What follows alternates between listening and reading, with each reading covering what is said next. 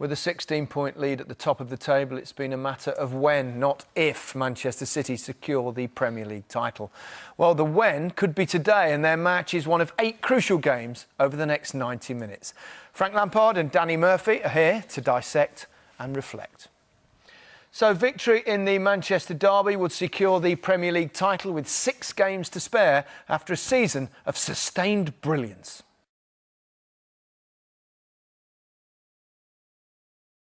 I was very disappointed to be at half-time losing 2-0. When the game was, until the 1-0, the game was under control. We cannot concede that goal. Then the second goal again is a really bad mistake and a bad reaction in transition, where we know that they are very, very strong. But in the second half, the boys, they had the personality to play without losing their brain, keeping always the balance to keep control of their very fast counter-attack. So I think it's a fantastic result. I know the manager's been playing that down. For him, it was just about the points. But for you as players, was that important to you? You didn't want to be around that today? No, I think all week. I think obviously everyone knows the circumstances and their chance to win it against us is something that may never come around again. So that was definitely on our minds, but also the fact that we needed 3 points because we need to make sure that second position is ours. Well, Pep, I suppose the first question is what happened? We lost 2-3. How did it happen? How did the game change like that? No, they found the action, so we make a good performance in the second half. Okay, obviously you can stay 10 minutes, 15 minutes when the opponent is good, but in that situation we concede 3 goals, and that is tough against one good team.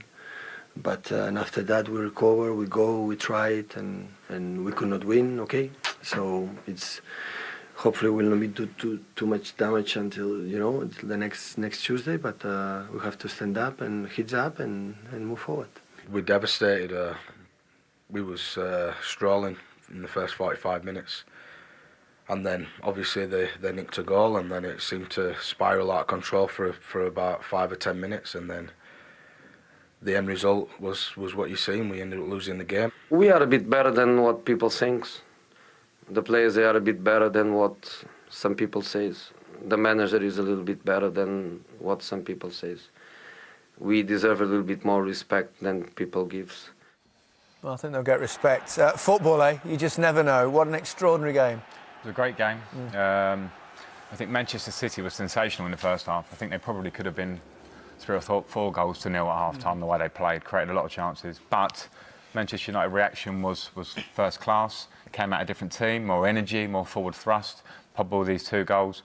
I wouldn't say they deserved it in the end, but it's the Manchester United probably off the reins a little bit more free playing forward. Sanchez came to the party, and they probably deserved it in the way that they came out and reacted at half-time to get a result. Yep. Stunning stuff, wasn't it? It was exciting. I love games that shock me. Yeah. And it did shock me. I think United were 50-1 at half-time, which says its own thing. But I agree, I thought City were brilliant first half. But what I loved about United in the second half was the freedom they played with and the potential that team's got. Yeah. And we do respect their players and we do respect the manager, but if they play like that more often, we'll enjoy watching them more, won't we? Yeah, of course. City were terrific in the first half. They played some beautiful football, orchestrated largely by Fernandinho. Yeah, well, I'm a big fan of Fernandinho, and I think his durability over the years at Manchester City has been magnificent. And without De Bruyne today, after the defeat at Liverpool, they needed someone to take control of the game, and I thought he did that magnificently well.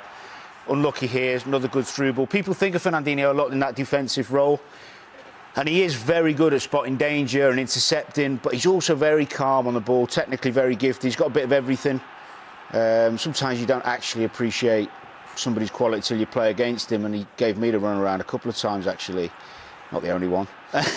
But this type of pass is something that we don't give him enough credit for. I mean, Sterling should put that away. I don't know how he's not at the target, but even this one to Gundogan, he was absolutely sensational first half, as they all were, but I just wanted to give him some praise, really, because sometimes he just goes a little bit under the radar. Yeah, a lot of talk this week, Frank, obviously about Paul Pogba for different reasons. Supported a kind of sky blue hairstyle during the match, which is a little bit bizarre, provocative, but at the same time, he came good in the end. Well, with that haircut, you need to perform. A lot's been spoken about him all season, I think, for good and for bad. Yeah. And I think probably the first half was a negative of Paul Pogba. I think we see him here, he doesn't really threaten Manchester City, neither the midfield or the back line. This is passive Sometimes he had a tendency just to trot slightly in games. There's no drastic movements. You know, he doesn't really get on the ball. Can someone run behind? It's not going to be him. That's not quite enough. And occasionally he does this. He's over-elaborate in midfield. That doesn't do anything. And in fact, it invites pressure. He gets away with it that time. Again here, left-back position. Does well to start with. 2 big step-overs. Not necessary. Again, puts his team in trouble. And that was the story of his first half. In the second half, we saw a different man. Now, he can play with responsibility and get in goal-scoring positions. He needs to time his runs and make them quick. He does it perfectly there. The timing's great. The run, and we know he's got the quality to finish. Here again, he's on a roll. 3 touches out your feet. Now, where can I be dangerous? He knows Sanchez can put it on a plate for him. He did it all the second half. Sanchez was fantastic. Timing again, ball on the plate, and there he gets his header and scores the goal. Yeah. If he does that more, and he's got all the attributes to do that regularly, he can score a lot more goals and be that really top-class midfield player that we know he's threatening to be. Yeah, massive potential there, that's for sure. Manchester City should have had a penalty, do you think? Just a little bit. Ashley Young on Aguero. I have to be honest, when we first saw it, we were a bit like, oh, looks like a pen. And then when we saw this, and I think Ashley Young, you know, he does get a bit on the ball, but that bit after, that could be a leg breaker. And the ref's obviously not seen it, because if he saw that, it's 100% penalty. Yeah. And also, it could be a red. Yeah, he's certainly on the fringe of being a red card. More important for City today was a penalty. They get the penalty, all of a sudden, you know, they're probably drawing the game and could go on to win it. So, crucial decision. I can't believe he didn't give that. The other major point, I suppose, in that comeback, or attempted comeback by Manchester City, was David De Gea being David De Gea. Well, we come to expect this these days. Probably rightly spoken about as being the best goalkeeper in the world. He's done it time and time again this season. Their player of the year many a time over the last few seasons. Reflexes, agility, shot stopping. I mean, to get the hand on it's one thing with the opposite hand, to then get the power in his wrist to flick it over the bar, that's almost behind him. As I say, we're used to that with him. He's brilliant. Yeah. And this is the Otamendi one where Sterling, I don't know whether he means to deflect it or not, and De Gea again, but they got a little bit of luck today, United, but they showed great spirit. And that there, I mean, it'd probably going in. I bet Otamendi's not too pleased. But De Gea's wonderful. I mean, I think it was at Palace where they were 2-2 and he made another outstanding. You could just look back on 6-7 times this season where he saved. He makes extraordinary saves, there's no question about that. We're delaying the inevitable, though, here, aren't we? I mean, Manchester City are going to win the title, but boy, would they have loved to have done it today. They would have done, and they're kicking themselves, and it was written all over there, the players' faces and the fans' faces today. But, as you say, matter of time, they've got a nice little run and they'll get their wins. There would be one small consolation if they didn't, though, wouldn't there? Apparently. Yeah. I'm safe this time, don't worry. One big match down, 7 still to come. Have you had time to gather your thoughts and tell us what your thoughts are? You know, my thoughts are, first of all, that I'm really happy because now we need 6 points to finish top 4. And now we need 3 less to finish second, which is our target after finishing top 4. And to win here against the best team of the Premier League is a fantastic result for us. The fact that they don't celebrate for me means very little. They will celebrate next week or in 2 weeks' time, so that's not a problem. The problem is the points, and the boys, they were fantastic because was very disappointed to be at half-time losing 2-0 when the game was, until the 1-0, the game was under control. We cannot concede that goal. Then the second goal again is a really bad mistake and a bad reaction in transition, where we know that they are very, very strong. But in the second half, the boys, they had the personality to play without losing their brain, keeping always the balance to keep control of their very fast counter-attack.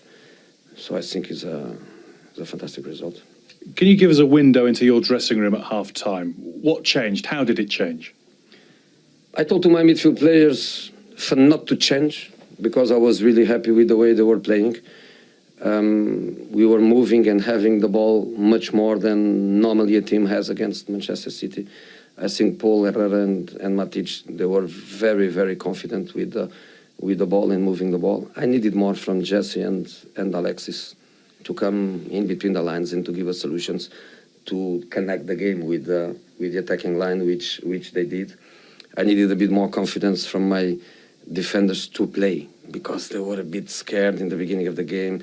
Back pass to David. David had to put it long. They were running away from the building up area. So I told them that, and I told them that obviously the important thing was to keep emotional control, because against a team like Manchester City, you lose emotional control, you lose tactical balance. Easily they score a third or fourth goal in counter-attack, which is where they really are tremendous with so many fast players. So the boys, they were fantastic in their attitude. I'm really pleased for them. The whole world's been watching this game. Does this say something about what your team can do, what we can expect from them? You know, I think we are a bit better than what people think. The players, they are a bit better than what some people say. The manager is a little bit better than what some people say. We deserve a little bit more respect than people give.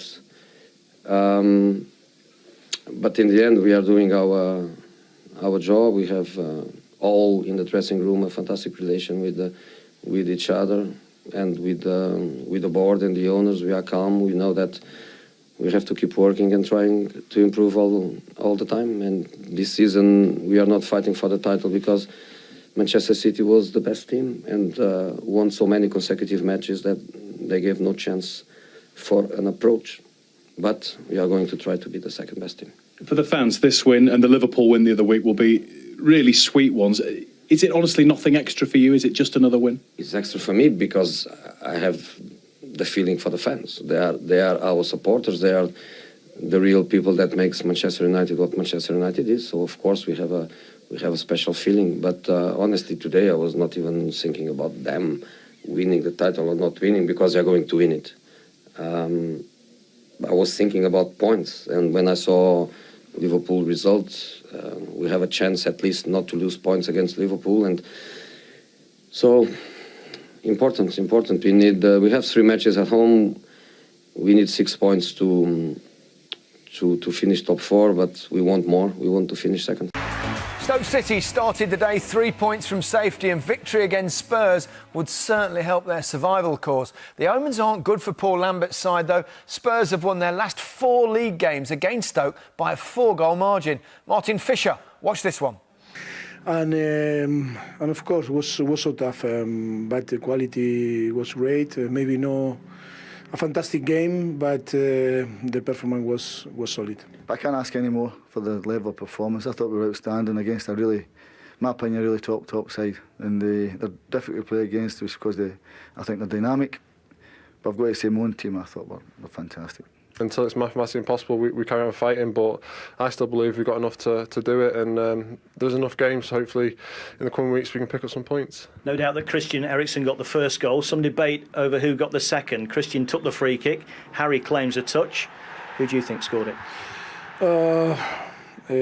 Harry said to me before that he touched the ball with his shoulder, and I think Christian say, okay, was Harry Kane a score on that? If he touched it, it's his goal. There's no other option, of course. If he didn't touch it, it's mine. But I do think Harry is on his guy, so if he touched it, he touched it, and then I'll take the assist. Yeah, we'll come to who scored the second goal very shortly. But one thing I think is pretty certain, Danny, that Christian Eriksen was the difference. Yeah, well, I think in recent weeks with Harry Kane... Great players chase record, chase numbers. Goal scorers certainly do, and he's chasing stuff. What about the creative player? Do you know what? I'd have been happy with the assist, actually. I get pleasure from helping others, Gary. I'm not just a selfish man. Okay. But no, I think it did touch his shoulder. He is an honest lad. OK. Premier League, give it to Harry. Happy, Harry? Done his job. Hope you're watching after all that. Crystal Palace started the day just outside the bottom 3 with just 1 win in their last 5 games. Roy Hodgson's side travelled to Bournemouth, and the last time these two met, Palace paid the penalty in a late drama. Jonathan